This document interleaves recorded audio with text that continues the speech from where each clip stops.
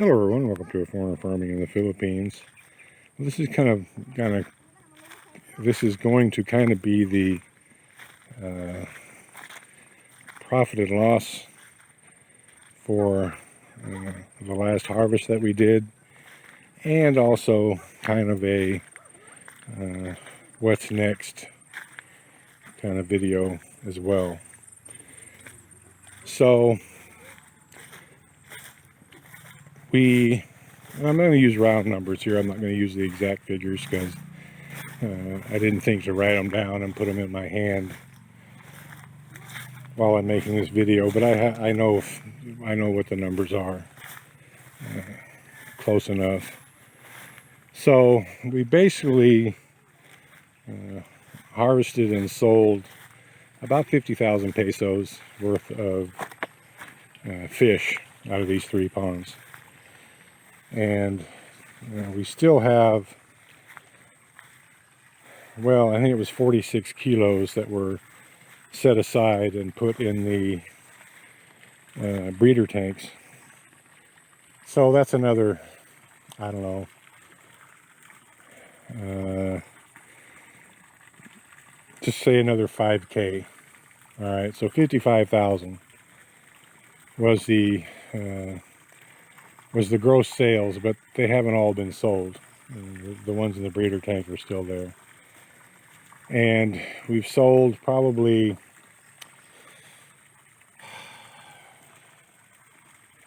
again, I would have to check, I'm just going to round it out, probably 5,000 pesos worth of fish from the for sale tank in these last 2 months. So figure 60K. If everything was sold, even though all of it hasn't been sold. We could have sold everything in the breeder tanks yesterday, everything in the for sale tank. We could have sold all that, but I want to keep some here on the farm for customers that may in fact want to buy them. So that's the reasoning behind that. I want to build up our clientele that are wanting to buy fish on the farm here. So just figure 55,000 pesos was the gross sales. Feed cost on, and this is from the last harvest, to now. Feed costs were, let's see, 31 were about 35,000. So that leaves 20,000 pesos of gross profit. Take out 2,000 pesos for harvest costs, that leaves 18.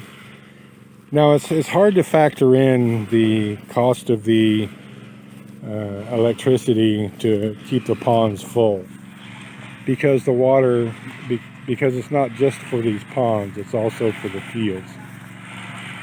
So I don't know, 3K, let's say.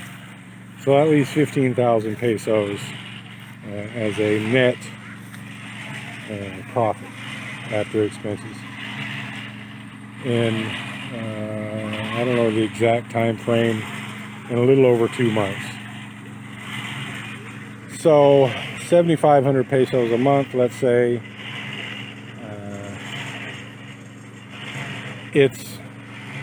While it's profitable, it's not anywhere near what it could be, and not what it needs to be really feasible. And I mean, you know, if this was a Filipino family who was doing this and they were doing all the labor themselves, 7,500 pesos a month as a sideline, it would be terrific.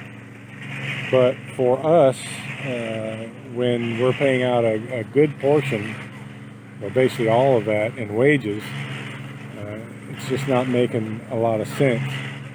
Now, there are things that we can do to increase that bottom line, and one of them is to sell retail from the road. So that 15,000 peso net profit could probably be bumped up to 25,000 pesos of net profit, which is about 12,500 pesos a month. let's say. Just call it 10. Just that one thing of being able to sell for retail rather than wholesale would go a long way to helping out the bottom line. And also, that's with using just sack feed to feed these. Now, I'm still, we've been it seems like the time in the day just goes. But I'm still working on a way to turn the lawnmower into a mulcher so that we can start utilizing these. We've got almost 300 banana trees here, and they all need pruning periodically. That's a lot of banana leaves. The fish will eat them if they're chopped up small enough. Now, if we could save 25% off that over 30,000 peso feed bill, then that would get the net well over 30,000 pesos. Which is, now we're getting into the realm of something much more feasible. Now, look, there's two things that would really turn this around from a production and profit standpoint. Number one is that it's hard to realize a good return when you're doing it like we're doing it here and with non-sexed fish, meaning they're just breeding and reproducing naturally, and half of your fish are female, give or take. Now what happens to female tilapia is they get to about 150 grams, 200 in that area, and their growth rate slows way down because they stop utilizing their food so much for growth and start producing eggs. And any animal that's producing eggs, well, that's just protein, carbohydrate, vitamins, you name it, it's all in that egg, concentrated. And so that pulls a lot from their bodies. And with tilapia, because they're mouth brooders, they'll lay those eggs and then scoop them back up into their mouths and keep them in their mouths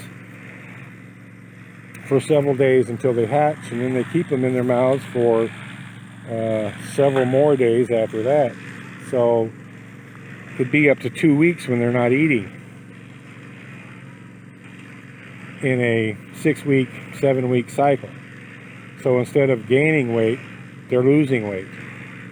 And that's the problem with raising fish this way, unsexed, and you have males and females. The females are not making you nothing.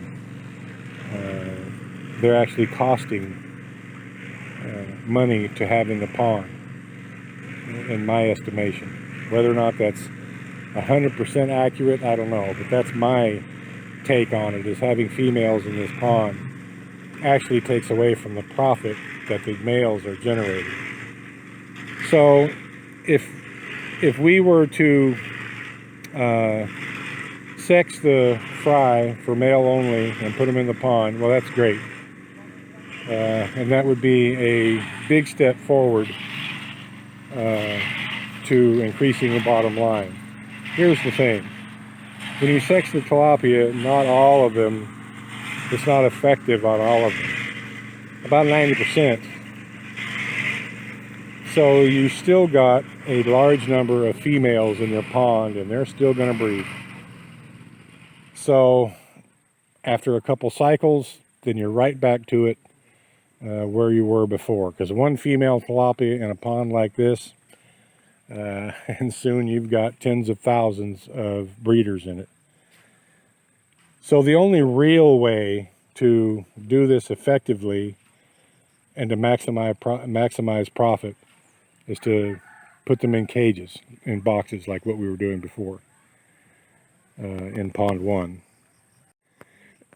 And to do that, we have to have a reliable source of electricity. And the only reliable source of electricity that we're ever going to have here would be our own. We can't trust the power company here to provide it. So that means for the most part, it would be solar generated with a generator backup. And we can't do that.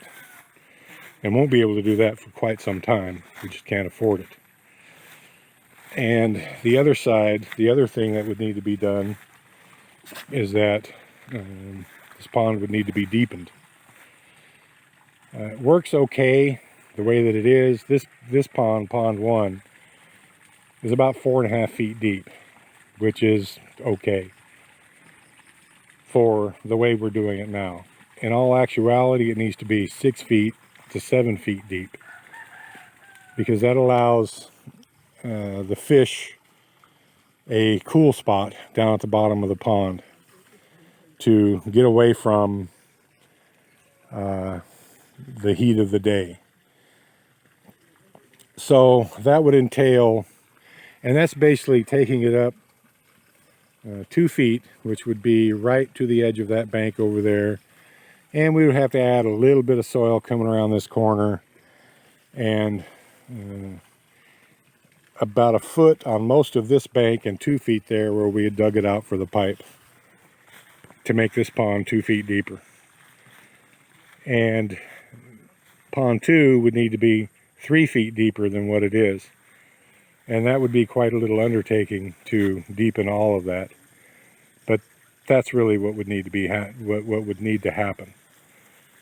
So the long-term goal here is to get back to where we were before the typhoon, which is having floating cages in this pond, but a deeper pond than what it is, with aeration.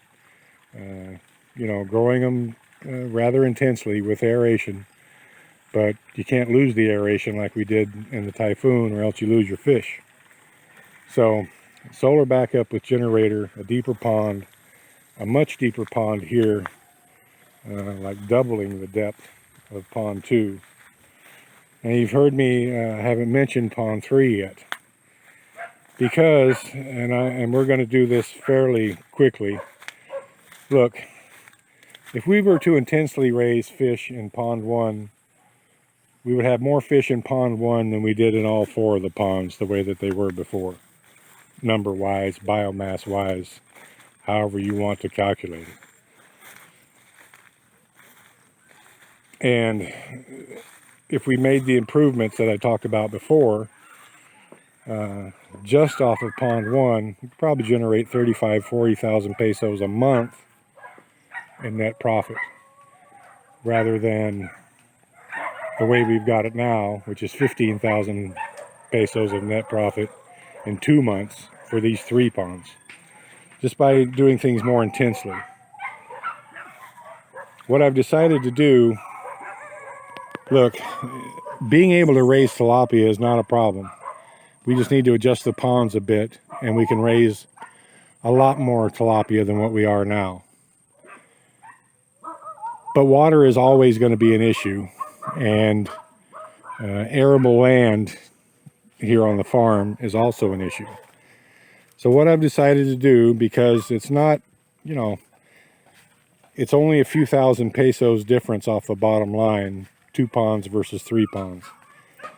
So what I've decided to do is that we're going to, in time, probably in a month or so, 6 weeks or so, we're going to abandon pond 3 here as a tilapia pond and turn it into a field as well. Because pond 3, it's impossible to make it deep enough to put boxes in, to put floating cages in. Because again, it would have to be raised up 3 feet. And it already is pretty leaky on the sides, because they've already been, there's already been soil added to those, and it still leaks. It's leaking laterally. That's what all that water is right there. That's water that's leaking from the side of pond 3. And you can see what's leaking into the field. Pond 3 just leaks. It always has.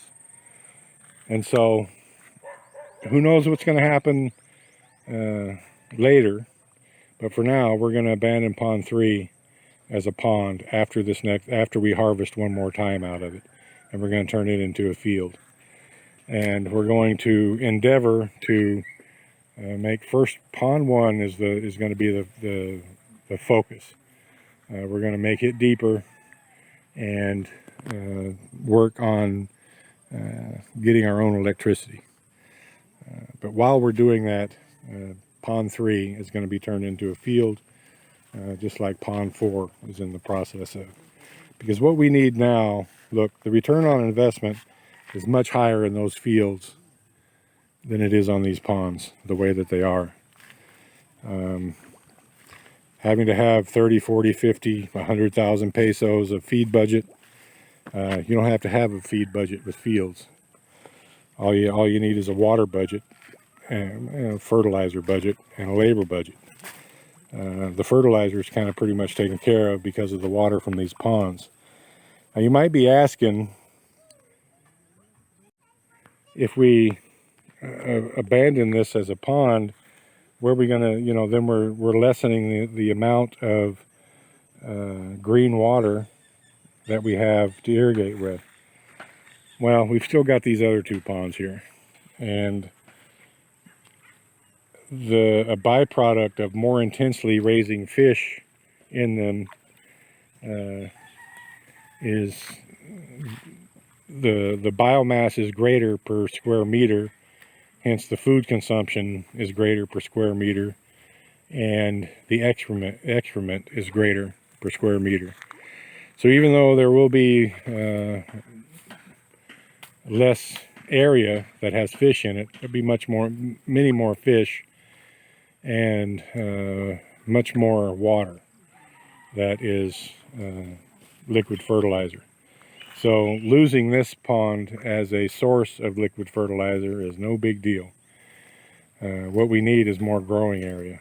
So it's not going to happen right away, but I would imagine within 2 to 2.5 months, this is going to be a field just like pond 4. And we'll start to more intensively raise fish in these, because we just need to increase that bottom line to get something close to 50,000 pesos per month just on the tilapia production. That's the goal. And we're not going to get there without aeration in the ponds that we have. And so, since we're going to have to do the aeration anyway, let's just start at the beginning and make one pond at a time absolutely correct, so that we can put floating cages in it with sexed, intensely grown fish. One pond at a time. First this pond, and then pond 2. And then if at some point we decide we want to raise more fish, those 2 old ponds, which would have been turned into fields, they can always be turned back into ponds. But for right now, we're going to focus on raising crops, and that means using pond 3 and getting set up to more intensely raise fish first in this pond. You can see where that white dog is walking right there. That's the water level we need. Where that water is draining in, that drain pipe, the water level needs to be at that drain pipe. And it's going to take some labor to get this bank built up. About 1 foot right there, and 1 foot on that side, 6-8 inches. 1 foot beginning here, going up to almost nothing there. But where I'm standing, where we dug out this pipe, I need a couple feet here. It's going to entail putting an elbow on that drain pipe, redoing the spillway, tightening it up a bit, but very easily doable in pond 1 to raise the level of it, because it's only this end that needs to be artificially raised up. Those natural banks along that side and along the access road and in the back, they're already there. And holds water very well. And this dam is so wide, it's almost 20 feet wide at the bottom, it doesn't leak. So pond 1 is going to be the focus for raising a tilapia more intensely. So that's kind of the plans. It's the numbers we got from the last harvest. Profitable, gonna get rich? No, but you know, every peso counts. But we're just gonna change things around to try to make it more better, because we've got a lot of people living here that depend on the income off of this farm. And you know, someday Marcel and I would like to actually have some money to spend on things that we need, like getting our house finished, maybe a new vehicle, maybe some furniture, you know, spend some money on us rather than everything going back into improvements on this farm and wages. And really the only way to do that is to make this farm as profitable as possible. So those are the goals. Thank you, everyone. Please like, comment, share, and subscribe.